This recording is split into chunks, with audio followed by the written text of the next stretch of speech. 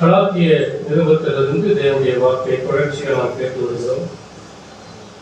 இதுவரைக்கும் 10 செய்திகளை நாம் கேட்டிருக்கிறோம்.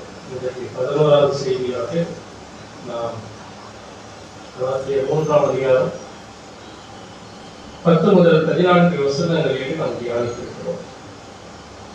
கலாத்திய நிருபத்தில்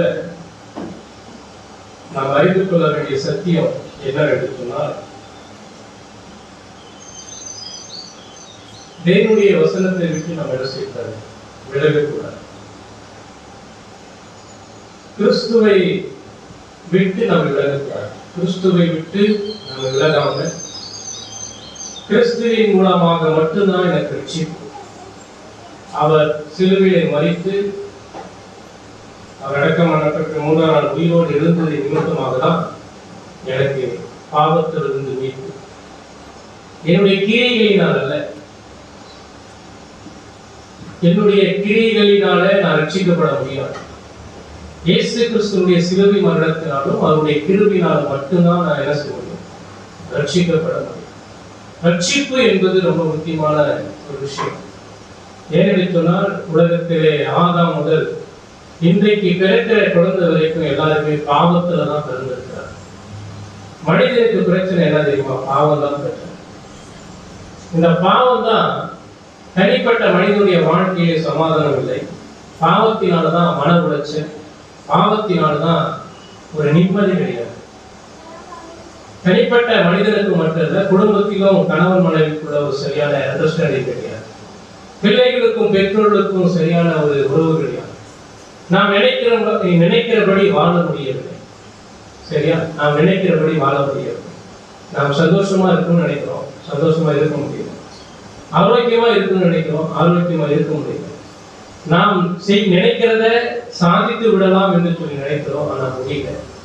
கடன் பிரச்சனைகள் அதிகமாக இருக்கிறது, தோல்விகள் காணப்படுகிறது, நிறைய விரோதங்கள் எழும்புகிறது, பகைகள் எழும்புகிறது.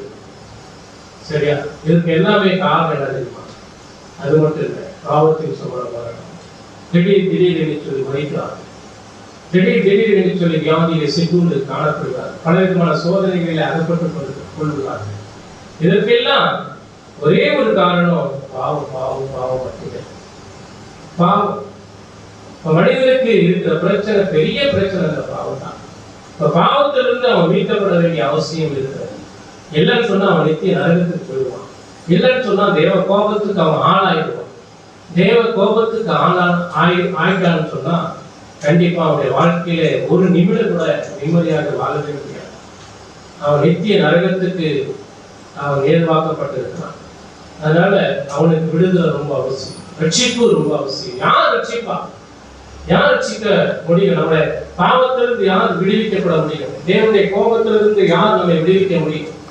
அந்தவராக இயேசு கிறிஸ்துவை தவிர ஒரு வழியே கிடையாது. ரட்சிப்புக்கு அவராலே வேறு ஒரு வழி கிடையவே கிடையாது. இந்த உலகத்துல கிறிஸ்துவை விட்டு விட்டு பாவத்திலே மூழ்கி, பணம் தான் எனக்கு மெயினே, பதவி தான் எனக்கு மெயினே, எனக்கு சொந்த பந்தம் தான் எனக்கு எல்லாமே என்று சொல்லி அவர்கள் அநேகர் இன்றைக்கு கிறிஸ்துவை விட்டு விட்டு பாவத்தினுடைய காரியங்களை புரிந்து கொள்ளாம, அறிந்து கொள்ளாம, பணம் பணம் பணம் பணம் சொல்லி பணத்துக்கவே தன்னை அதிகமாக முக்கியத்துவப்படுத்தி பதவிக்காக, சொத்துக்காக இன்றைக்கு அநேகர் வாழ்ந்து கொண்டிருக்கிறார். ஆனால் கலாத்திய நிருபத்துல பவுல் சொல்லுகிற காரியங்கள் சொன்னார், நீங்கள் பாவத்தில் இருக்கிறீர்கள், நீங்கள் விடுவிக்கப்பட வேண்டும். இயேசு கிறிஸ்துவை தவிர வேறு ஒரு வழி இல்லை என்பதை அவர் சொல்லி காட்டுகிறார். சுவிசேஷத்தை அறிவித்து அதன் மூலமா ரட்சிக்கப்பட்ட கலாத்திய சபை மக்கள் சில காலங்கள் கழித்து அவர்கள் மீண்டும் பின்மாற்றத்துக்கு போகிறார்கள். ஏன் பின்மாற்றத்துக்கு போகிறார்கள்? கடவுளை விட்டு விலகும்படி பிசாசன் அவன் கிரியை செய்கிறான். தேவனுடைய வசனத்துக்கு கீழ்ப்படியாதபடியே பிசாசன் அவன் கிரியை செய்கிறான். பொய்யை சார்ந்து கொள்ளும்படி செய்கிறான். பொய்யை சார்ந்து கொள்ளும்படி செய்கிறான். எது போலியோ அதை நம்ப சொல்றான். ஒரிஜினலை விட்டு சொல்றான். ஒரிஜினலாகி இயேசு கிறிஸ்துவை விட்டுவிட்டு பொய்யாகிய உலகத்தை நம்ப சொல்லுகிறான். உலகத்தை சார்ந்திருக்க சொல்றான். இன்றைக்கு அப்படிப்பட்டதான மக்கள் ஏராளமாக இருக்கிறார். நம்மையும் கடவுளையும் பிரிப்பதற்கு நம்ம குடும்பத்தாரே சத்துருவா இருக்கிறார். நம்மையும் கடவுளையும் விட்டு விலக்குவதற்கு நம்முடைய வேலை நமக்கு சத்துருவா இருக்கிறது. கடவுளோடு இருக்கிற அந்த உறவை விட்டு நம்மை பிரிப்பதற்கு நம்முடைய சொந்த பந்தம் காரணமாக இருக்கிறது. நாம் வைத்திருக்கிற பணம் கடவுளையும் நம்மையும் விட்டு பிரிக்கிறதா இருக்கிறது. எனவே நம்ம சரியான விதத்தில் புரிந்து கொள்ள வேண்டும். அதனாலதான் இந்த கலாசிய மக்களை பார்த்து அடிக்கடி அவர் சொல்லுகிற விஷயம் என்னன்னு சொன்னா, நீங்க இவ்வளவு சீக்கிரம் சத்தியத்தை விட்டு நீங்க என்ன செய்வீங்க, விலகி போறதுக்கு காரணம் யார் உங்களை வஞ்சித்தது? யார் உங்களை வஞ்சித்தது? சரியா? அதனாலதான் அவர் என்ன சொல்றாருன்னு சொன்னா, பவுல் அந்த சபை மக்களுக்கு ஆலோசனை சொல்லுகிறார். என்ன ஆலோசனை சொல்லுகிறார்? இயேசு கிறிஸ்துவின் சுவிசேஷத்தை தவிர வேறொரு சுவிசேஷம் இல்லை. நீங்கள் மீட்கப்பட வேண்டுமானால், ரட்சிக்கப்பட வேண்டுமானால் உங்களை நீங்களே ரட்சித்துக் கொள்ள முடியாது. உங்களை நீங்களே பாவத்திலிருந்து உங்களை காத்துக் கொள்ள முடியாது. உங்களை நித்திய தண்டனையிலிருந்து உங்களை விடுவித்துக் கொள்ள உங்களாலேயும் முடியாது. நீங்க நம்பியிருக்கிற போதகர்களாலேயும் என்ன செய்ய முடியாது. இயேசுவை தவிர, இயேசு கிறிஸ்துவை தவிர உங்களை விடுதலையாக்கி நித்தியமான பரலோக ராஜ்யத்தை கொண்டு போறதுக்கு வழியே கிடையாது. அதனால நீங்க வேறொரு சுவிசேஷத்தை நம்பி போகாதீங்க. வேறொரு சுவிசேஷத்தை நம்பினீங்கன்னா நீங்க சபிக்கப்பட்டவர்களா இருக்கீங்க அப்படின்னு சொல்லி சொல்றாங்க. அடுத்தது அந்த கலாத்திய திருச்சபை மக்கள் என்ன பண்ணிட்டாங்கன்னு சொன்னா, பவுலை ஒரு அப்போஸ்தலன் என்று சொல்லி நம்பல. அவர் சொல்லுகிற சுவிசேஷத்தை சந்தேகப்பட்டார். அவர் சொன்ன சத்தியத்தை அவர்கள் ஏற்றுக்கொள்ளவில்லை. ஏனென்று சொன்னால் கள்ள போதனைக்கு தன்னை விட்டு போட்டார். சரியா? உலக பிரகாரமான காரியங்களுக்கு அவர்கள் என்ன செஞ்சாங்க, ஒப்பு கொடுத்துட்டு கிறிஸ்துவனுடைய சத்தியத்திற்கு அவர்கள் விரோதிகளாக மாறின அப்படின்னால அவர் சொன்னாரு, நான் மக்களால் தேர்ந்தெடுக்கப்பட்ட அப்போஸ்தலன் அல்ல, இயேசு கிறிஸ்துவினால் நயத்துக்காக நான் ஏற்படுத்தப்பட்டேன். எனவே நான் எந்த மனுஷனையும் பிரியப்படுத்த வேண்டிய அவசியம் எனக்கு இல்லை. நான் தேவனை மட்டும் நான் பிரியப்படுத்துவேன் என்று சொன்னார். ஆகவே நியாய பிரமாணத்தினால எந்த ஒரு மனுஷனும் ரட்சிக்கப்பட மாட்டான். நியாய பிரமாணத்தினுடைய கிரியைகளினால எந்த மனுஷனும் மீட்கப்பட மாட்டான். நீ விருத்து சேதனம் பண்றதுனால உனக்கு ரட்சிப்பு கிடையாது. நீ 4 வாரம் சர்ச்சைக்கு வர்றதுனால உனக்கு ரட்சிப்பு கிடையாது. நீ ஞானஸ்தானம் எடுத்ததுனால உனக்கு ரட்சிப்பு கிடையாது. நீ காணிக்கை கொடுக்கறதுனால உனக்கு ரட்சிப்பு கிடையாது. நீ பிரசங்கிக்கிறதுனால உனக்கு ரட்சிப்பு கிடையாது. இயேசு கிறிஸ்துவினுடைய சிலுவை மரணத்தினால் மட்டும்தான் உனக்காக உனக்கும் எனக்கும் மீட்பு. எனவே விசுவாசத்தினால் மட்டும்தான் ஒரு மனிதன் நீதிமானாக்கப்பட முடியும் என்பதை தொடர்ச்சியாக பவுல் பேசிக்கொண்டே வருகிறார். சுவிசேஷத்தை பாதுகாப்பதிலே பவுல் உறுதியாக இருக்கிறார். சுவிசேஷத்திற்கு எந்த விதமான இடரும் வந்துடக்கூடாது. சுவிசேஷத்தில் எந்த விதமான கலப்படமும் இருக்கக்கூடாது. சுவிசேஷம் என்பது கிறிஸ்துவுடையது. சுவிசேஷம் என்பது இயேசு கிறிஸ்து நம்முடைய பாவத்திற்காக சிலுவையிலே நம்முடைய பாவத்தை அவர் சுமந்து, நாம அடிக்கப்பட்ட இடத்துல இயேசு கிறிஸ்து அடிக்கப்பட்டு, நாம மரிக்க வேண்டிய இடத்துல இயேசு கிறிஸ்து மரித்து, அவர் என்ன செஞ்சார், உயிர் தெழுந்து நம்மை அக்கிரமத்தினாலும் பாவத்தினாலும் மரித்து கிடந்த நம்மை ஆண்டவர் என்ன செஞ்சார், மீட்டார். ஏதோ சுவிசேஷம், வேறொரு சுவிசேஷம் இல்லை. அதனால கிறிஸ்துவை மட்டுமே நாம் சார்ந்து, இந்த உலகத்தினுடைய காரியங்களை சார்ந்து கொள்ளக்கூடாது. நம்முடைய கிரியைகளினால, நல்லா கவனிங்க, என்னுடைய கிரியைகளினால, என்னுடைய செயல்களினால தேவனை நான் பிரியப்படுத்தவே முடியாது, பிரியப்படுத்த முடியாது. அதனாலதான் இந்த கலாத்திய நிறுவனத்திற்கு அவர் சொல்லுகிறார். போன செய்தியை நாம பார்த்தோம். அதாவது கலாத்திய 3ஆம் அதிகாரம் 5 முதல் 9 வசனத்துல பார்த்தோம். ரட்சிப்பு அதாவது விசுவாசத்தினால் மட்டும்தான். ஆபிரகாம் விசுவாசத்தான் அவர் நீதிமானாக்கப்பட்டார். எனவே அவர் வழியாக யார் அவரை போல விசுவாசிக்கிறார்களோ, அவர்கள் யூதரா இருந்தாலும் புறஜாதியா இருந்தாலும் அவர்களுக்கு ரட்சிப்பு உண்டு. ஆபிரகாம் யூதர்களுக்கு மட்டும் தகப்பன் அல்ல, புறஜாதிகளுக்கும் தகப்பன் தான் என்று சொல்லி கடந்த செய்தியை நம்ம பார்த்தோம். இன்னைக்கு நம்ம பார்க்கிறது இந்த 3ஆம் அதிகாரத்துல 10 to 14 வசனத்துல தலைப்பு என்னன்னு சொன்னால், நியாய பிரமாணமும் இயேசு கிறிஸ்துவும். நியாயப்பிரமாணமும் இயேசு கிறிஸ்துவும். வாசிக்கப்பட்ட அந்த 5 வசனத்துல 10-14 வசனத்துல பார்த்தீங்கன்னா நியாயப்பிரமாணம் நியாயப்பிரமாணம் என்று சொல்லி அடிக்கடி வருவதை நம்ம பார்க்கிறோம். நியாயப்பிரமாணம் என்றால் என்ன? நியாயப்பிரமாணம் என்றால் என்ன? இங்க என்ன சொல்றாங்க? 10வது வசனத்துல பாருங்க, நியாயப்பிரமாணத்தின் கிரியைக்காரனாகிய யாவரும் சாபத்துக்கு உட்பட்டு இருக்கிறார்கள். நியாயப்பிரமாண புஸ்தகத்தில் எழுதப்பட்டவைகள் எல்லாம் செய்யத்தக்கதாக அவைகளை நிலைத்திராதவன் எவனோ அவன் சபிக்கப்பட்டவன் என்று எழுதியிருக்கிறது. சபிக்கப்பட்டவன். நியாயப்பிரமாணக்காரர்கள் எல்லாருமே சாபத்துக்கு உட்பட்டு இருக்கிறார். நியாயப்பிரமாணம் என்றால் என்ன என்பதை நாம் அறிந்திருக்க வேண்டும். நியாயப்பிரமாணம் என்பது ஆதியாகமத்திலிருந்து உபாகம் வரைக்கும், ஆதியாகவும் யாத்திராகவும் லேவியராகவும் எல்லாரும் உபாகமும் ஆகிய ஆரம்ப வேதத்தினுடைய முதல் 5 புஸ்தகத்திலே மோசே மூலமாக தேவன் கொடுக்கப்பட்டதான கட்டளைகள். இதுதான் நியாயப்பிரமாணம் சொல்றாங்க. இந்த நியாயப்பிரமாணத்துல கிட்டத்தட்ட 613 கட்டளைகள் இருக்கு. எத்தனை கட்டளைகள்? 613 கட்டளைகள் இருக்கு. இந்த 613 கட்டளைகள் யாருக்கு கொடுக்கப்படுதுன்னு சொன்னா யூதர்களுக்கு மட்டும்தான் கொடுக்கப்படுது.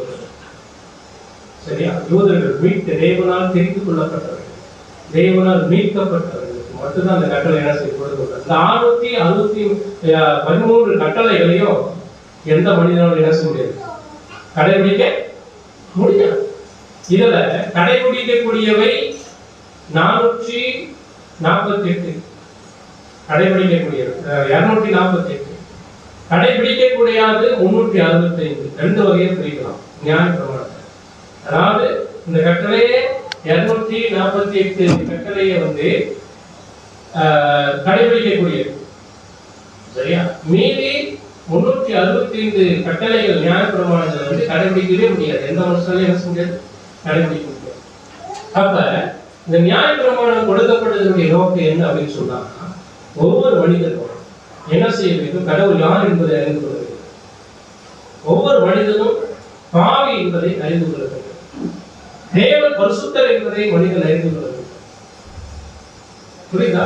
தன் பாவி தன்னால என்ன செய்ய முடியாது, தனக்கு தண்டனை உண்டு.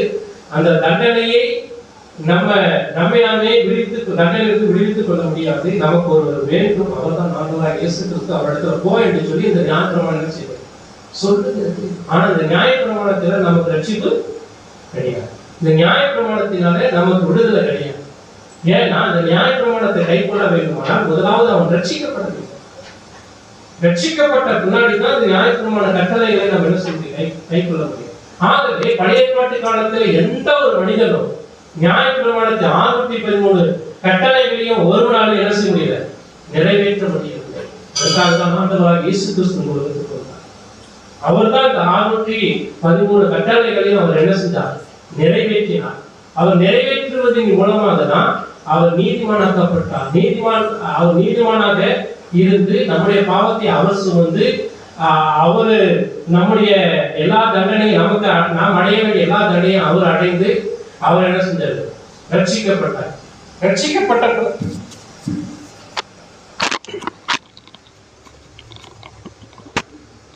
அவர் நமக்கு சிலுவையிலே மரித்து நமக்கு மீட்பை கொடுத்த பின்னாடி நாம் யாரெல்லாம் அவரை விசுவாசிக்கிறோமோ அவர்கள் எல்லாமே நாம் என்ன செய்கிறோம், அதாவது யாரெல்லாம் நாம் விசுவாசிக்கிறோமோ நம்ம எல்லாருமே அவருடைய ரட்சிப்பை நம்ம பெற்றுக்கொள்ள முடியும். அதனால தான்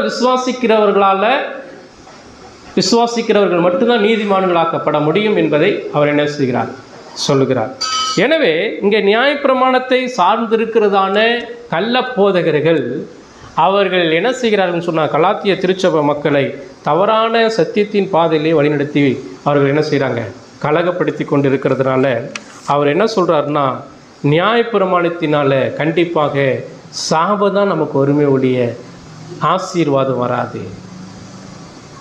உங்களுடைய கிரியைகளினால் நீங்கள் செய்கிற அந்த கிரியைகளின் மூலமாக கண்டிப்பாக ரட்சிப்பு கிடையாது. இயேசு கிறிஸ்து தேவை என்பதை இந்த பகுதியிலே அவர் என்ன செய்கிறார், அவர் வெளிப்படுத்துகிறார். இங்கே 3 விவாதங்களை குறித்து அவர் என்ன செய்கிறார், பவுல் பேசுகிறார். 3 விவாதங்கள் இந்த மக்களுக்கு இந்த 3 விவாதத்தின் அடிப்படையில் என்ன செய்கிறார்னா தெளிவுபடுத்துகிறார்.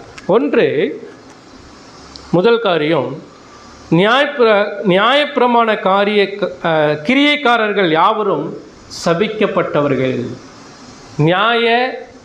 அவர் 10வது வசனத்தில் பாருங்கள் என்ன சொல்கிறாருன்னு. 10வது வசனத்தில் என்ன சொல்ற, நியாயப்பிரமாணத்தின் கிரியைக்காரராகிய யாவரும் சாபத்துக்குட்பட்டு இருக்கிறார்கள். யார் இந்த நியாய பிரமாண கிரியைக்காரர்கள் அப்படின்னு சொன்னால், ஆபிரகாமுடைய விசுவாசத்தை கொண்டு வராத யாவரும், ஆபிரகாமுக்கு இருந்த விசுவாசம் இல்லாத யாவருமே அவர்கள் சபிக்கப்பட்டவர்கள், நியாய பிரமாணத்தை சார்ந்தவர்களாக இருக்கிறார்கள். இப்போ சபிக்கப்பட்டவர்கள் அப்படின்னு சொன்னால் என்ன அர்த்தம் அப்படின்னு சொன்னால், தேவனுடைய கட்டளைகளை யார் கை கொள்ளவில்லையோ அவர்கள் எல்லாருமே சபிக்கப்பட்டவர்கள், சாபத்துக்கு உட்பட்டவர்கள், தண்டிக்கப்படக்கூடியவர்கள். இப்போ இந்த சபிக்கப்பட்டவர்கள் எதனால் சபிக்கப்பட்டவர்களாக காணப்படுகிறார்கள்? அவன் ஏற்கனவே ஆதாம் மூலமாய் பாவத்திலே சிக்கி கொண்டிருந்தபடினாலே அவன் என்ன செய்கிறான்னா, கண்டிப்பாக அவனுடைய மனது, அவனுடைய ஆத்மா உயிர்ப்பிக்கப்படாமல் இருக்கும்போது அவன் கண்டிப்பாக அவன் கடவுளை அறிய முடியாது, தேவனுடைய கட்டளையே என்ன செய்ய முடியாது, நிறைவேற்ற முடியாது. எனவே அவன் சாபத்துக்குரியவனாக, சபிக்கப்படக்கூடியவனாக காணப்படுகிறான். உபாகமும் இங்கே நம்ம வாசிக்கிறோம் இல்லையா, நியாயப்பிரமாணத்தின் கிரியைக்காரராகிய யாவரும் சாபத்துக்குட்பட்டு இருக்கிறார்கள். நியாயப்பிரமாண புஸ்தகத்திலே எழுதப்பட்டவைகள் எல்லாம் செய்யத்தக்கதாக அவைகளை நிலைத்திராதவன் எவனோ அவன் சபிக்கப்பட்டவன். நியாயப்பிரமாணத்தில் எழுதியிருக்கிற இந்த 613 கட்டளைகளை செய்யாதவன் அவன் சபிக்கப்பட்டவனாக இருக்கிறான். தேவனுடைய வார்த்தைக்கு கீழ்ப்படியாதவன் அவன் சபிக்கப்பட்டவனாக இருக்கிறான். அப்போ எழுதியிருக்கிறதே அப்படின்னு சொல்லி எங்கே சொல்கிறாருன்னு சொன்னால், எங்கே எழுதியிருக்கிறத அவர் சொல்கிறாருன்னு சொன்னால், உபாகமும் 27ஆம் அதிகாரம்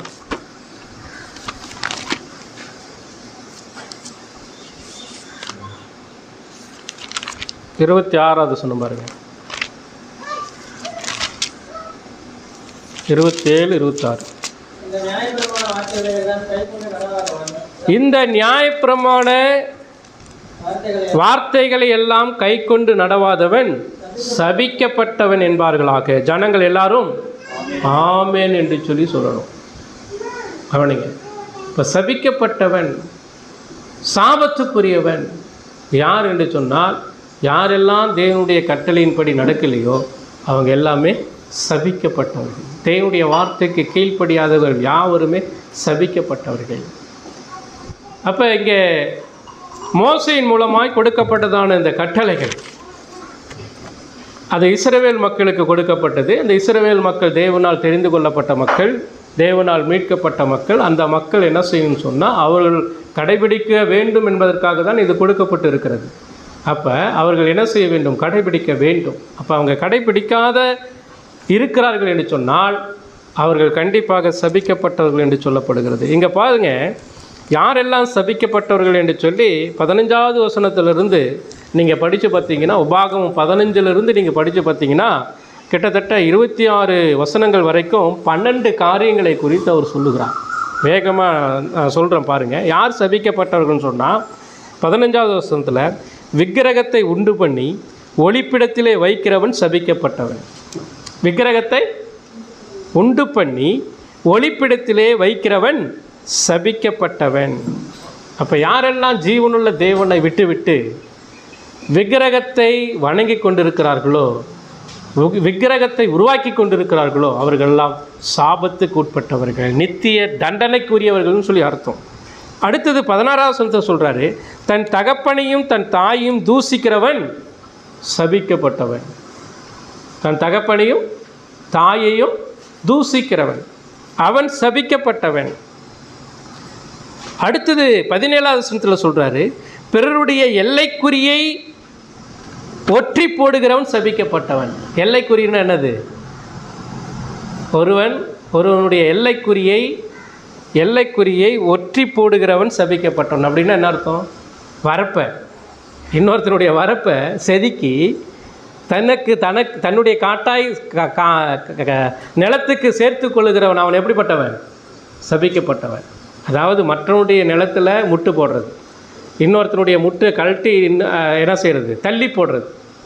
புரியுதா? இப்போ அவன் சபிக்கப்பட்டவன் அப்படின்னு சொல்லி சொல்கிறார். அடுத்தது 18வது வசனத்தில் குருடனை வழி தப்ப செய்கிறவன் சபிக்கப்பட்டவன். அதாவது குருடனை வழி தப்பி செய்கிறவன் எப்படிப்பட்டவன்?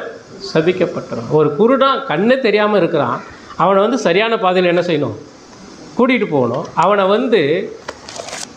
வேறொரு வழி, தவறான வழியிலே நடத்துகிறவன் அவன் கண்டிப்பாக சபிக்கப்பட்டவன் என்று சொல்லப்படுகிறது. அடுத்தது நியாயத்தை புரட்டுகிறவன் சபிக்கப்பட்டவன். நியாயத்தை நியாயம் சொல்லணும், சரியா? எது பாவமோ அது பாவம்னு சொல்லணும். அநீதியை அநீதி என்று சொல்லியும் நீதியை நீதி என்று சொல்லணும். அப்போ நியாயத்தை புரட்டுகிறவன் அவன் சபிக்கப்பட்டவன். இது நியாயத்தை புரட்டுகிற விஷயம் எங்கெல்லாம் நடக்குது? ஸ்டேஷனில், போலீஸ் ஸ்டேஷனில் நடக்குது, கோர்ட்டில் நடக்குது, பஞ்சாயத்தில் நடக்குது, கட்ட பஞ்சாயத்தில் என்ன செய்யுது நடக்குது. நியாயத்தை புரட்டி போடுகிறவன் அவன்லாம் சாபத்துக்கு உட்பட்டு கண்டிப்பாக ஆண்டவருடைய பார்வையில் அவன் என்ன செய்ய முடியாது, தப்பித்து கொள்ளவே முடியாது. 20வது வசனத்தில் தன் தகப்பன் மனைவியோடு சயனிக்கிறவன் தன் தகப்பனுடைய மானத்தை திறந்தபடியினாலே அவன் சபிக்கப்பட்டவன் என்பார்களாக. புரியுதா? தகப்பனுடைய மனைவியோடு. இதை நம்ம எங்கே பார்க்குறோன்னு சொன்னால் 1 கொரிந்தியர் 5ஆம் அதிகாரத்தில் பார்க்குறோம். புதிய ஏற்பாட்டில் ஒரு கொரிந்து சபையில் தன் தகப்பனுடைய மனைவி வச்சுக்கிட்டான். அவன் இந்த சபையிலே இருக்கக்கூடாது என்பதற்காக அவனை சபையை விட்டு விலக்க வேண்டும் என்று சொல்லி பவுல் சொல்லியிருந்தான். இப்போ இது எவ்வளோ பெரிய பாவம், அவனுக்கு தான் சாபம். இப்போ அந்த சாபத்திலிருந்து தப்பிப்பதற்கு பவுல் ஒரு வழியை, வாய்ப்பை ஏற்படுத்தி கொடுத்தார். சரியா? 21வது வசனத்தில் யாதொரு மிருகத்தோடு புரட்சி செய்கிறவன் சபிக்கப்பட்டவன். 22வது வசனத்தில் தன் தகப்பனுக்காவது தாய்க்காவது குமார்த்தியாகிய தன் சகோதரியோடு சயனிக்கிறவன் சபிக்கப்பட்ட. சகோதரனோடு சகோதரியோடு உறவு கொள்ளுகிறவன். அடுத்தது மாமியோடு சயனிக்கிறவன் சபிக்கப்பட்டவன் என்று சொல்லப்படுகிறது. ஒளிப்படத்திலே பிறனை கொலை செய்கிறவன் சபிக்கப்பட்டவன். மறைமுகமாக ஒருவனை கொலை செய்கிறவன், குற்றமில்லாதவனை கொலை செய்யும்படி பரிதானம் வாங்குகிறவன், லஞ்சம் வாங்குகிறவன், அவன் சபிக்கப்பட்டவன். இப்படியாக இந்த நியாயப்பிரமாணம் என்ன செய்கிறது, இதெல்லாம் சொல்லுகிறது.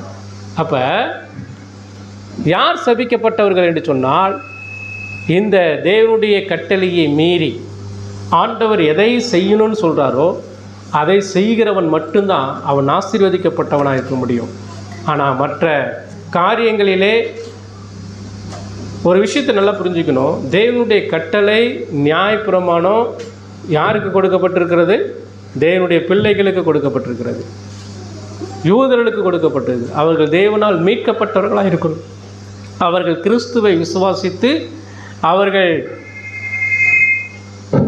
கிறிஸ்துவை விசுவாசிக்கும் போது மட்டுமே அவர்கள் என்ன செய்ய முடியும், ரட்சிக்கப்பட முடியும். ரட்சிக்கப்பட்டவர்கள் மட்டும்தான் இந்த கட்டளைகளை அவர்கள் என்ன செய்ய முடியும், கை கொள்ள முடியும்.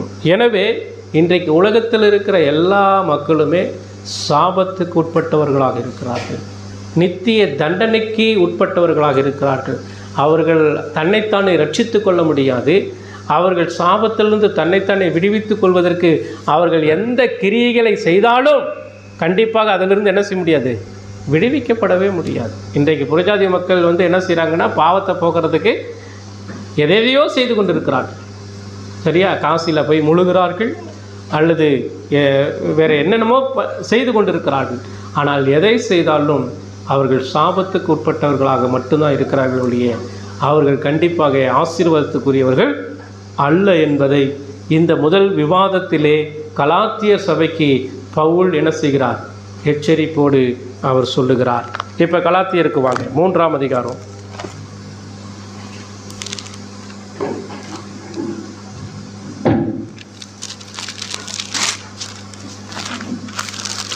பதினோராவது சொந்த பாருங்களேன்.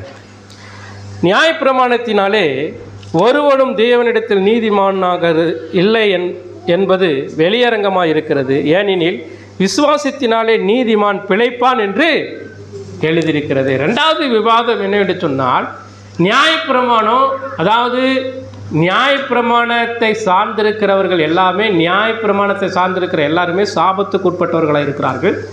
அந்த நியாயப்பிரமாணம் அவங்கள ஒரு நாளும் என்ன செய்யாது, நீதிமானா ஆக்காது. அப்போ நியாயப்பிரமாணம் ஆவிக்குரிய காரியங்களை கொடுக்கவே கொடுக்காது. நியாயப்பிரமாணம் புரியுதா? அப்போ இந்த நியாயப்பிரமாணம் கிட்டத்தட்ட 613 நியாயப்பிரமாணங்கள் அதை நிறைவேற்ற வேண்டுமானால் ஒரு கட்டளை நிறைவேற்றிட்டு மீதி கட்டளை விட்டுறது இல்லை. தேவன் கொடுத்த 613 கட்டளைகளை என்ன செய்ய முடியும்? என்ன செய்யணும்? நிறைவேற்றி தான் ஆகணும். புரியுதா? அப்போ இந்த நியாயப்பிரமாணம் நமக்கு கொடுக்கப்பட்டதனுடைய நோக்கம் என்ன? நியாயப்பிரமாணத்தில் வாசிங்க, ரோமருக்கு எழுதின நிருபம் 3ஆம் அதிகாரம் 20வது வசனம். ரோமர் 3ஆம் அதிகாரம் 20வது வசனம்.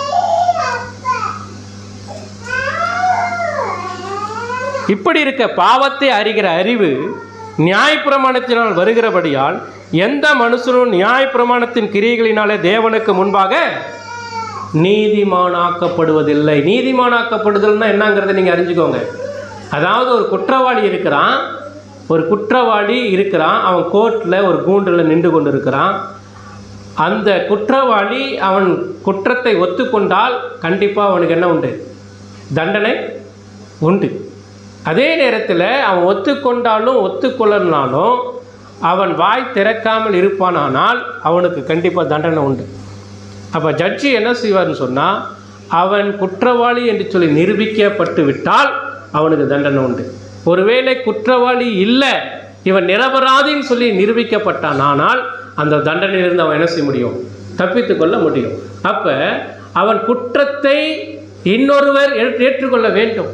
அவன் நிரபராதி என்பதை இன்னொருவர் அவனுக்காக வாதாடி அவனுடைய குற்றத்தை நான் ஏற்றுக்கொள்கிறேன் அப்படின்னு சொல்லி ஏற்றுக்கொண்டு அவனுக்கு நீதியை கொடுத்து அவன் நிரபராதி என்பதை நிரூபிச்சிட்டா அவன் நீதிமானாக்கப்பட்டவன். புரியுதா? இப்போ அந்த இன்னொருவர் யார் என்று சொன்னால் அவர் தான் ஆண்டவராகிய இயேசு கிறிஸ்து. ஒவ்வொரு மனிதனுடைய பாவத்திற்காகவும் அவர் சிலுவையிலே நம்முடைய பாவத்தை அவர் சுமந்து கொண்டு நாம் அடைய வேண்டிய தண்டனை அவர் அடைந்தபடினாலே, அதாவது நம்ம பாவத்தை அவர் மேலே சுமக்கிறோம், அவர் அந்த பாவத்தின் மூலமாக சிலுவையிலே தண்டிக்கப்படுகிறார். தண்டிக்கப்பட்டு அந்த தண்டனையை அவர் நிறைவேற்றி விட்டார். அதன் பின்னாடி அவர் மரித்தார், அடக்கம் பண்ணப்பட்டார், உயிரோடு எழுந்துட்டார். இப்போ உயிரோடு எழுந்து அவர் என்ன செய்கிறார் என்று சொன்னால், இப்போ நம்முடைய பாவத்துக்காக அவர் தண்டிக்கப்பட்டு விட்டதுனால நம்ம என்ன செய்கிறோம்னு சொன்னால், இவர் அடைய வேண்டிய தண்டனை நான் ஏற்றுக்கொண்டேன், இப்போ இவர் யார்? நிரபராதி அப்படின்னு சொல்கிறார். இதுதான் நீதிமானாக்கப்படுதல். இப்போ இந்த நீதிமானாக்கப்படுதல் நியாயப்பிரமாணத்தை நீ கை கொள்றதுனால அந்த நீதிமான் என்று சொல்லி என்ன செய்ய முடியாது? நம்ம நிரூபிக்க முடியாது. அப்போ இந்த நியாயப்பிரமாணம் நமக்காக மறிக்கவில்லை.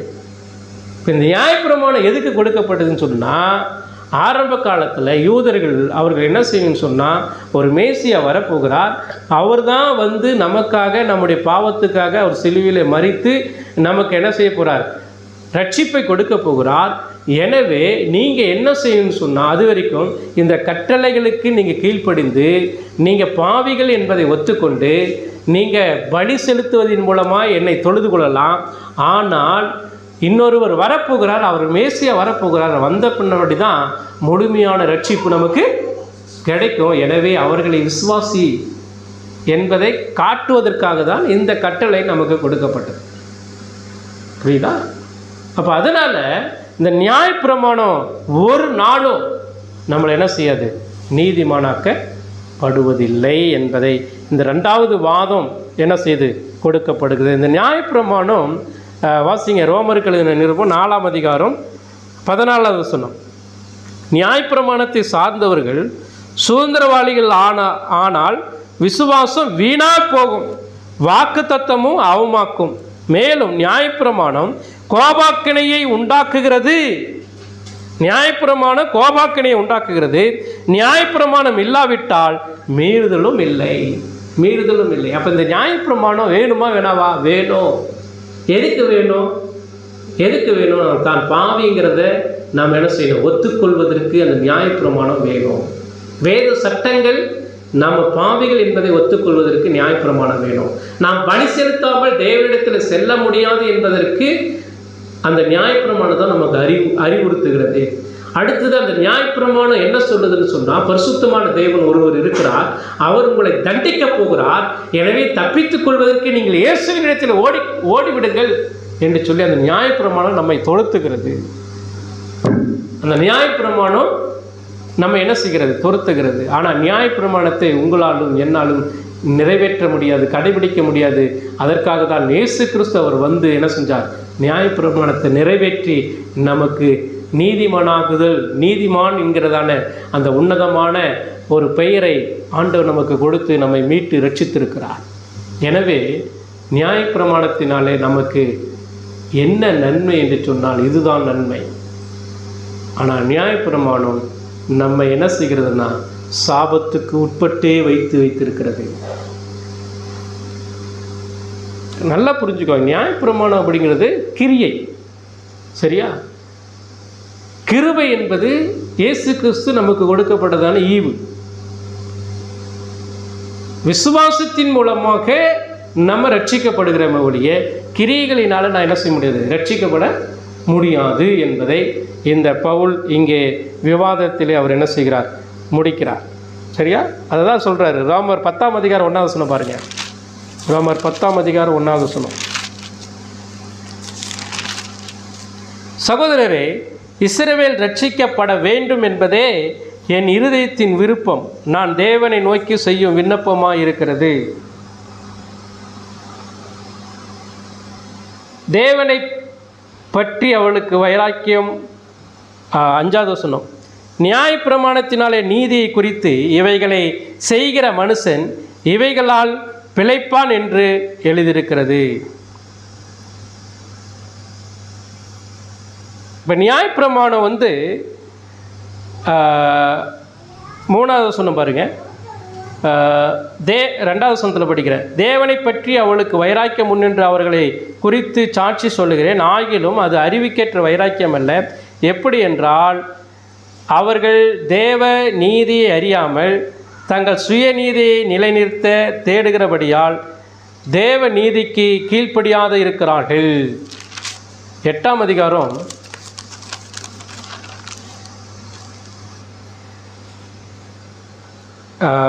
ரோமர் 8ஆம் அதிகாரம் 1 முதல் 3 வசனத்தில் படிங்க. ஆனபடியால் கிறிஸ்து இயேசுக்கு உட்பட்டவர்களாக இருந்து மாம்சத்தின்படி நடவாமல் ஆவின்படி நடக்கிறவர்களுக்கு ஆக்கினை தீர்ப்பு இல்லை. கிறிஸ்து இயேசுவினால் ஜீவனுடைய ஆவியின் பிரமாணம் என்னை பாவம் மரணம் என்பவைகளின் பிரமாணத்திலிருந்து விடுதலையாக்கிற்றே. அது எப்படி எனில், மாம்சத்தினாலே பலவீனமாக இருந்த நியாயப்பிரமாணம். இப்போ நியாயப்பிரமாணம் என்ன செய்து? மாம்சத்தினாலே பலவீனமாக இருந்த நியாயப்பிரமாணம் செய்யக்கூடாததை தேவனே செய்யும்படிக்கு தம்முடைய குமாரனை பாவ மாம்சத்தின் சாயலாகவும் பாவத்தை போக்கும் பலியாகவும் அனுப்பி மாம்சத்திலே பாவத்தை ஆக்கினைக்குள்ளாக தீர்த்தார். இந்த வார்த்தைகளை கவனமாக படித்தா மட்டும்தான் புரியும்.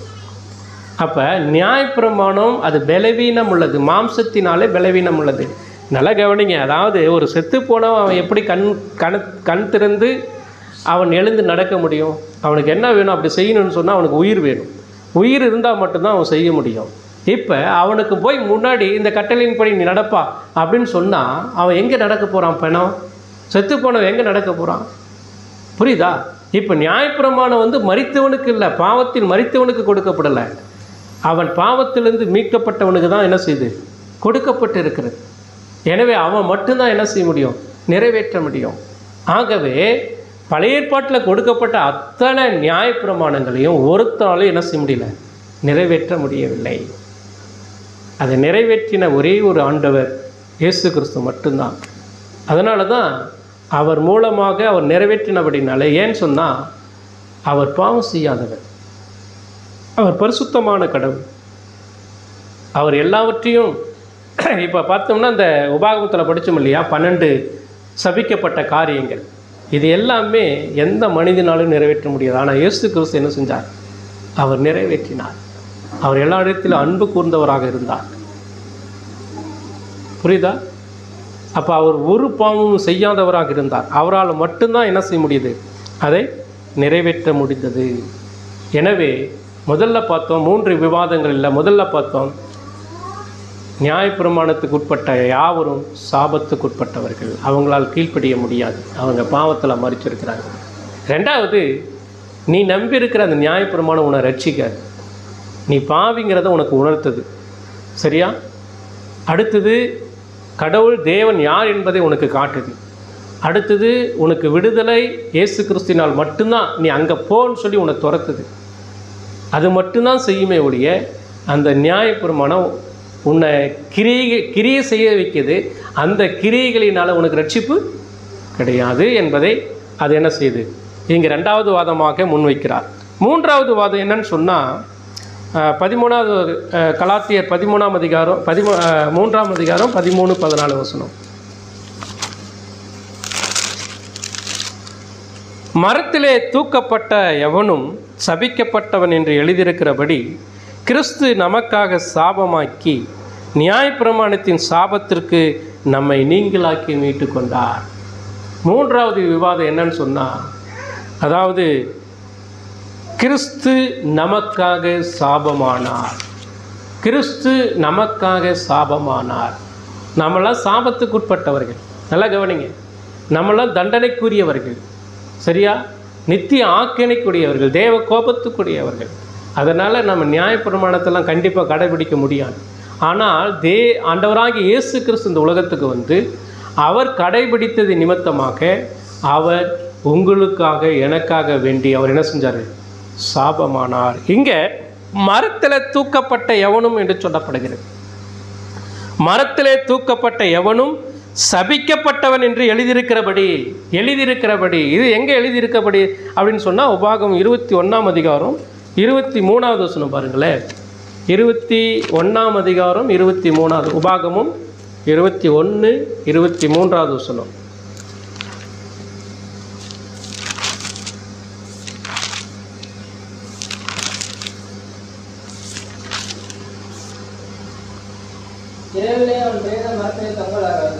இரவிலே அவன் பிரேதம் மரத்திலே தொங்கலாகாது, அந்நாளில் தானே அதை அடக்கம் பண்ண வேண்டும்.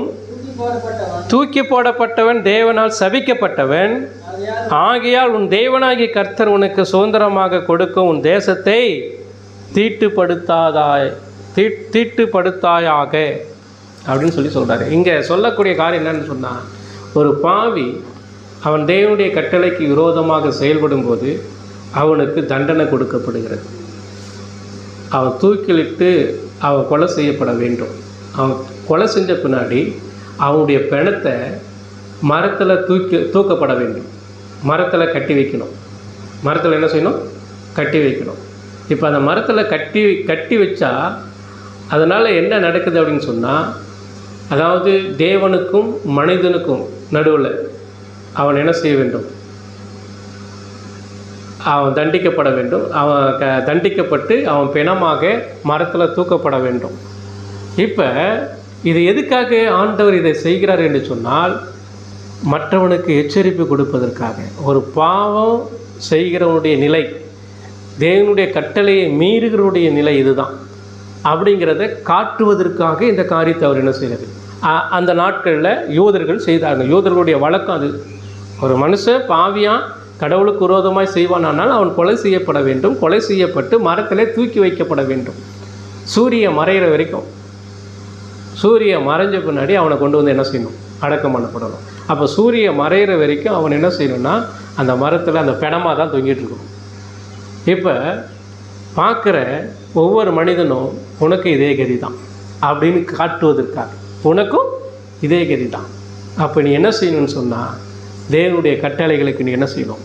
கீழ்ப்படிய வேண்டும். கீழ்ப்படிவதற்கு முன்னாடி நீ பாவி என்பதை ஒத்துக்கொள்ள வேண்டும். ஆண்டவராக இயேசு கிறிஸ்துவை நீ விசுவாசிக்க வேண்டும். இப்போ நல்லா கவனிங்க. இப்போ இவன் சபிக்கப்பட்டவனுக்கு ஒவ்வொருவனுக்கும் இப்படிப்பட்ட நிலை தான். அவன் கொல்லப்பட வேண்டும். அவனுடைய சரீரம் பிணம் மரத்தில் தூக்கப்பட வேண்டும். இதே தான் ஆண்டவராக இயேசு கிறிஸ்து உங்களுக்காக எனக்காக அவர் சாபமானார். அவர் சபிக்கப்பட்டார். புரியுதுங்களா? கொஞ்சம் யோசித்து பாருங்க. ஒருவேளை கிறிஸ்து உங்களுக்காக எனக்காக சாபமாகாமல் இருந்திருப்பாரானால் இப்போ நம்முடைய நிலை என்ன நடந்திருக்குன்னு யோசித்து பாருங்களேன். இதை தான் அவர் என்ன சொல்ல வர்றாருன்னு சொன்னால்,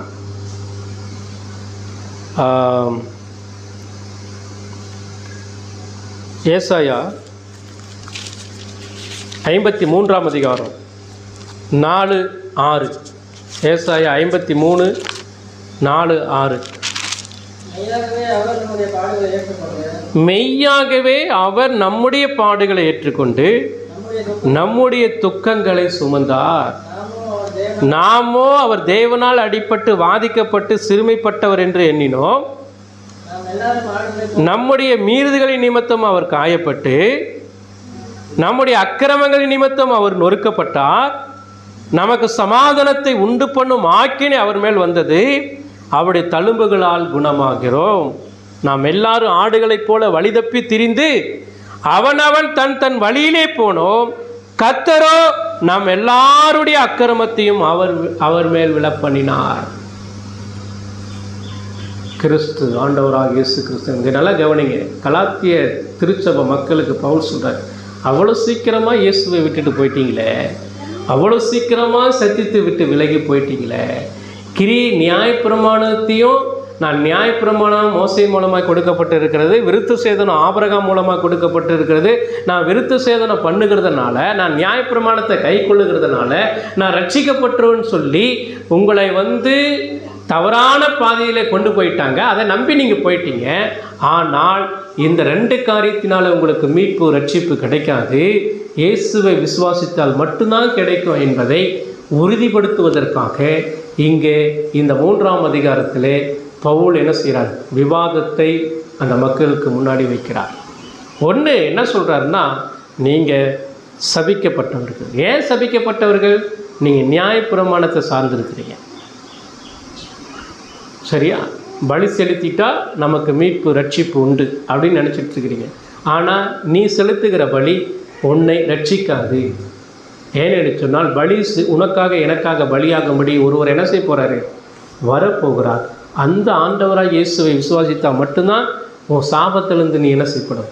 நீக்கப்படுவே அப்படிங்கிறத காட்டுறார். 2வது விவாதம் என்ன அப்படின்னு சொன்னால், இங்கே பாரு, நீ சார்ந்திருக்கிற நியாயப்பிரமாணம், அந்த நியாயப்பிரமாணம் அது பலவீனம் உள்ளது. அந்த நியாயப்பிரமாணம் உன்னை சாபத்துக்கு உட்பட்டு வைத்திருக்கிறது. அந்த நியாயப்பிரமாணத்தினால் உன்னை ரட்சித்து கொள்ள முடியாது. எனவே அந்த நியாயப்பிரமாணம் கொடுக்கப்படுவதனுடைய நோக்கம் என்னன்னா, நீ முதல்ல குற்றவாளி என்பதை ஒற்றுக்கொள்ளு. உன் நிலையை நீ அறிஞ்சிக்கோ. பரிசுத்தமான தேவன் ஒருவர் இருக்கிறார். அவர் உன் மீது தண்டனையை கொடுப்பதற்காக ஆயத்தமாக இருக்கிறார். எனவே நீ தப்பித்து கொள்ளணும்னு சொன்னால் ஒருவர் வரப்போகிறார். அவர்தான் ஆண்டவராக இயேசு கிறிஸ்து. அவரை நோக்கி ஓடு என்பதை இந்த நியாயப்பிரமாணம் சொல்லுகிறது. சரியா? ஆகவே அதனால தான் ஆபகுக்கில் சொல்கிறார். ஆபகுக் 2ஆம் அதிகாரம் 4வது வசனம் பாருங்கள். ஆபகுக் 2ஆம் அதிகாரம் 4வது வசனம்.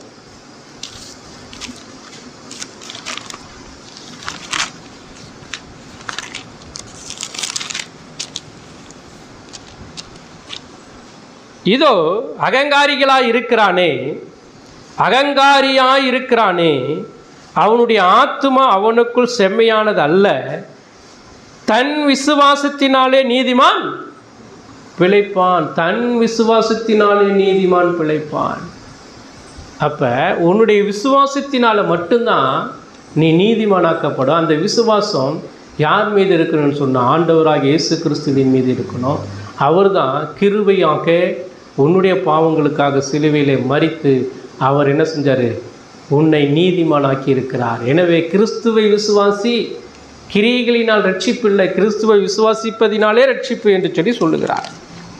எனவே ரட்சிப்பு இயேசு கிறிஸ்துவினால் மட்டும்தான். அந்த ரட்சிப்பு இலவசமானது, ஆனால் மிகவும் மதிப்பானது, மதிப்புள்ளது. ஏற்கனவே போன வாரத்தில் நம்ம பார்த்தோம், ரட்சிப்பினுடைய காரியத்தை குறித்து நம்ம பார்த்தோம். ஆனால் இங்கே கவனிங்க, கிறிஸ்து உங்களுக்காக எனக்காக அவர் சாபமானார். அந்த சாபத்திலிருந்து நீக்க வேண்டுமானால், உன்னை சாபத்திலிருந்து மீட்கப்பட வேண்டுமானால் நீ அடைய வேண்டிய தண்டனை அவர் அடைந்திருக்கிறார். அந்த சாபம் கொஞ்சம் யோசித்து, அதனால தான் இயேசு கிறிஸ்து சிலுவையிலே அவர் மரித்தும் கூட தொங்கி கொண்டிருந்தார். உன்னையும் என்னையும் தான் அங்கே தூக்கப்பட வேண்டும். சாகடித்து கொலை செஞ்சு அங்கே சிலுவையில் அந்த மரத்தில் தூக்கப்பட்டிருக்கணும். ஆனால் கிறிஸ்து இங்கே ஏசாயால சொல்லுகிறபடி நம்முடைய அக்கிரமத்தின் நிமித்தம், நம்முடைய பாவத்தின் நிமித்தம் அவர் நொறுக்கப்பட்டார், அவர் சாபமானார். அப்படிப்பட்டதான ஆண்டவராகிய இயேசு கிறிஸ்துவை நீங்களும் நானும் விசுவாசிக்க வேண்டும். அவரை நாம் உறுதியாக பற்றி கொள்ள வேண்டும். அவர் நம்மை, அதாவது நம்ம சாபத்துக்கு உட்பட்டு இருக்கிறோன்னு சொன்னால் நியாயப்பிரமாணத்துக்கு அடிமையாக இருக்கிறோம், நித்திய தண்டனைக்கு அடிமையாக இருக்கிறோம். நம்மை மீட்க வேண்டுமானால் அவர் சிலுவைக்கு போகிறது மட்டுமல்ல, கிரையும் செலுத்தப்பட வேண்டும். கிரையும் செலுத்தி நம்ம என்ன செஞ்சுருக்கிறாரு, மீட்டிருக்கிறார். அதுதான் 2 கொரிந்தியர் 6ஆம் அதிகாரம் 20வது சொன்ன பாருங்க.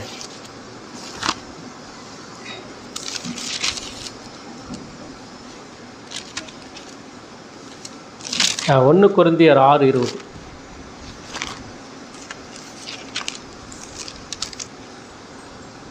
கிரயத்துக்கு கொல்லப்பட்டீர்களே, ஆகையால் தேவனுடையவர்களாகிய உங்கள் சரீரத்தினாலும் உங்கள் ஆவியினாலும் தேவனை என்ன செய்யுங்க, மகிமைப்படுத்துங்கள். நம்ம கிரயத்துக்கு கொல்லப்பட்டவர்களாக இருக்கிறோம், கிரயத்துக்கு கொல்லப்பட்டவர்களாக இருக்கிறோம். கிரயம் செலுத்தி ஆண்டவராகிய இயேசு கிறிஸ்து உங்களையும் என்னையும் மீட்டிருக்கிறார். எனவே நம்முடைய சாபம் நீக்கப்பட்டது. இனி நாம் சாபத்துக்குரியவர்கள் அல்ல, நாம் ஆசீர்வாதத்துக்குரியவர்கள். இப்போ கலாத்தியர் 3ஆம் அதிகாரம் 14வது வசனத்தை பாருங்களேன். ஆபிரகாமுக்கு உண்டான ஆசீர்வாதம் கிறிஸ்து இயேசுவினால் புறஜாதிகளுக்கு வரும்படியாகவும் ஆவியை குறித்து சொல்லப்பட்ட வாக்குத்தத்தத்தை நாம் விசுவாசித்ததினாலே பெரும்படியாகவும் இப்படி ஆயிற்று. அப்போ ஆபிரகாமுக்கு உண்டான ஆசீர்வாதம் எப்படி? ஆபிரகாம் தேவனை விசுவாசித்தானோ, கிறிஸ்துவை விசுவாசித்தானோ, இதன் மூலமாய் அவன் நீதிமானாக்கப்பட்டான் என்கிற அந்த ஆசீர்வாதத்தை அவன் பெற்றுக்கொண்டான். என்ன அவ்வளோ பெரிய ஆசீர்வாதம்? அவன் தேவ கோபத்திலிருந்து தப்பித்து கொண்டான். புரியுதா? அவன் கிறிஸ்துவை விசுவாசித்ததின் நிமித்தமாய் அவன் மீட்கப்பட்டான், ரட்சிக்கப்பட்டான். இதன் மூலமாய் அவனுக்கு ஆசீர்வாதம். இதன் மூலமாக என்ன ஆசீர்வாதம்? அவனுக்கு குமாரன் கொடுக்கப்படுவார். அந்த ஈசாக்கின் மூலமாய் ஒரு சுதந்திரம் கொடுக்கப்படும். அந்த சந்ததியிலிருந்து தான் இயேசு கிறிஸ்து வர வேண்டும். புரியுதா? ஆபிரகாமுடைய சந்ததியிலிருந்து இயேசு கிறிஸ்து இந்த உலகத்தில் பிறந்து அவர் உங்களுக்காக எனக்காக மரிக்க வேண்டும். அவரை விசுவாசிக்கிறவர்களுக்கு என்ன உண்டு? விடுதலை உண்டு, ரட்சிப்பு உண்டு, அவன் நீதிமானாக்கப்படுகிறான். இதுதான் பெரிய ஆசீர்வாதம். இதை தவிர வேறு எந்த ஆசீர்வாதமும் நமக்கு இல்லை அந்த உலகத்தில். இதுதான் மகத்துவமான ஆசீர்வாதம். அப்போ முதல்ல நம்ம எல்லாமே சாபத்துக்கு உட்பட்டவர்கள். நம்முடைய சாபம் நீங்கணும்னா, நம்ம மேலே விழுந்த பாவம் நீங்கணும்னு சொன்னால் கண்டிப்பாக ஒருவர் வர வேண்டும். அவர் தான் ஆண்டவராகிய இயேசு கிறிஸ்து. அவர் தான் நம்ம மேலே விழுந்த சாபத்தை அவர் ஏற்றுக்கொண்டார். அவர் சாபமானார். அவர் சாபமாகி நம்முடைய எல்லா விதமான அக்கிரமத்தினின்றும் பாவத்தினின்றும் நம்மை மீட்கும்படி அப்படி செய்தார். எனவே நாம் நியாயப்பிரமாணத்துக்கு உட்பட்டவர்கள் அல்ல, சாபத்துக்கு உட்பட்டவர்கள் அல்ல. நாம் யாருக்கு உட்பட்டவர்களாக இருக்கிறோம்? கிரயத்துக்கு கொல்லப்பட்டு இருக்கிறோம். இனி நம்ம யாருக்கு அடிமையாக இருக்க வேண்டும்? இயேசு கிறிஸ்துவுக்கு நாம் அடிமையாக இருக்க வேண்டும். அவருக்கு நாம் கீழ்ப்படிந்து வாழ வேண்டும். அவருடைய சபையில் இருந்து, திருச்சபையில் இருந்து அவர் நமக்கு தலையாக இருக்கிறபடினாலே அங்கமாக இருந்து அவருடைய கட்டளைகளுக்கு கீழ்ப்படிந்து அவர் எதை செய்தாலும் அவருடைய நாம மகிமைக்காக நம்ம என்ன செய்ய வேண்டும்? அதற்காக தான் நம்மை சாபத்திலிருந்து என்ன செஞ்சிருக்கிறார்? மீட்டிருக்கிறார். சரிங்களா? 2 கொரிந்தியர் 5ஆம் அதிகாரம் 21வது வசனம் பாருங்க. 2 கொரிந்தியர் 5ஆம் அதிகாரம் 21வது வசனம். நாம் அவருக்குள் தேவனுடைய நீதியாகும்படிக்கு பாவம் அறியாத அவரை நமக்காக பாவமாக்கினார். நல்லா கவனிங்க. நாம் அவருக்குள்ள, கிறிஸ்துவுக்குள்ள தேவனுடைய நீதி ஆகும்படிக்கு. எவ்வளோ பெரிய விஷயம் தெரியுமா? நாம் குற்றவாளிகளாக அடிக்கப்படுகிற அந்த நிலையில், குற்றவாளி இல்லை, இவன் நிரபராதி என்பதை காட்டுவதற்காக இயேசு கிறிஸ்து பாவமே அறியாதவராய் இருந்து அவர் நமக்காக பாவமானார். அந்த பாவத்தினுடைய விளைவு தான் சாபமாக மாறியது. சாபத்தினுடைய விளைவு தான் மரணம். எப்படிப்பட்ட மரணம்? அவமானமுள்ள மரணம், மிகவும் கேடுகட்டதான ஒரு மரணம். எப்படி அந்த யூதர்கள் கொலை செய்து அந்த பிணத்தை கொண்டு வந்து அந்த மரத்தில் தூக்கி வைப்பார்களோ, அப்போ வரவு பரவலாம் என்ன பார்ப்பான்? வரவு பரவலாம் என்ன நினைப்பான்? இந்த ஆளுக்கு இவ்வளோ நிலை, இப்போ எவ்வளோ கேடுகட்ட ஒரு நிலை, அவன் செஞ்ச பாவத்துக்கு ஏற்ற தண்டனை அவன் என்ன செஞ்சிட்டான்? அனுபவிச்சிட்டான். ஆனால் அந்த நிலை நமக்கு வரக்கூடாது என்பதற்காக தான் இயேசு கிறிஸ்து அவரே பாவமாகி சாபமாக மாறி நம்முடைய சாபத்தை அவர் எடுத்துக்கொண்டு நம்மை மீட்டிருக்கிறார். எனவே எனக்கு பிரியமானவர்களே, இந்த உலகத்தில் நாம் சபிக்கப்பட்டவர்கள், பாவமாக்கப்பட்டவர்கள். புரியுதா? சபிக்கப்பட்ட நீங்களும் நானும் நித்திய தண்டனைக்கு தப்பித்துக் கொள்வதற்கு நம்முடைய சுய கிரைகளினாலே எதையுமே நம்ம என்ன செய்ய முடியாது, சாதிக்க முடியாது. எனவே ஆண்டவராக இயேசு கிறிஸ்துவை விசுவாசியுங்கள். இயேசு கிறிஸ்துவை விசுவாசியுங்கள். அவர் தான் நமக்காக சாபமானார், நமக்காக அடிக்கப்பட்டார், நொறுக்கப்பட்டார். எனவே அவர் விலைக்கிரயமாய் நம்மை வாங்கியிருக்கிறார். நாம் இனி சாபத்துக்குரியவர்கள் அல்ல, ஆசீர்வாதத்திற்குரியவர்கள். ஆசீர்வாதத்துக்குரியவர்கள், விடுவிக்கப்பட்டவர்கள், ரட்சிக்கப்பட்டவர்கள், மீட்கப்பட்டவர்கள், நித்திய ஜீவனுக்காக அப்பா பிதாவே என்று சொல்லி கூப்பிட பண்ணுகிற புத்திர சுவிகாரத்தை பெற்றுக்கொள்ளும்படியாக ஆண்டவராக இயேசு கிறிஸ்து நம்மை மாற்றியிருக்கிறார். எனவே அவரை அண்டிக் கொள்வோம், அவரை சார்ந்து கொள்வோம். ஒருவேளை இன்னும் இந்த கலாத்திய மக்களைப் போல இன்னும் கிறிஸ்துவை முழுவதுமாக விசுவாசிக்காமல் சத்தியத்தை விட்டு விலகி இன்னும் பின்மாற்றத்தில் நாம் சென்று கொண்டிருக்கிறவர்களாக இருப்போமானால் இன்றைக்கு நமக்கு ஒரு வாய்ப்பு கொடுக்கிறது. எனவே நியாயப்பிரமாணம் நம்மை ரட்சிக்கவில்லை, இயேசு கிறிஸ்துவை நம்மை ரட்சித்தார் என்பதை இந்த நாளிலே விசுவாசித்து அவரை நாம் சார்ந்து கொள்வோம், அவரை பற்றி கொள்வோம். அவருடைய வருகைக்காக நாம் ஆயத்தப்படுவோம். தொடர்ந்து சத்தியத்திலே நிலை நிற்போம். கர்த்தர் தாமே இந்த வார்த்தைகளை நமக்கு ஆசீர்வதிப்பாராக.